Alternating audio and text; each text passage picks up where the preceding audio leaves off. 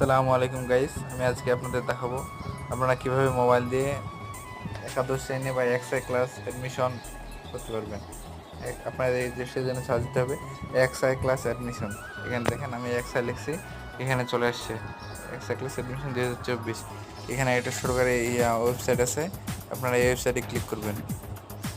আপনারা মোবাইল দিয়ে এই কাজটা করতে পারবেন, তাহলে কম্পিউটারে গিয়ে আপনাদেরকে বাড়তি টাকা দিতে হবে না। এখানে যেহেতু এটা এখনও শুরু হয় নাই, সেজন্য এখনও হয় নাই। এখানে লেখা আছে 2024-25 শিক্ষাবর্ষে সরকারি ও বেসরকারি কলেজ মাদ্রাসা ভর্তি আবেদন শুরু হবে 26 মে।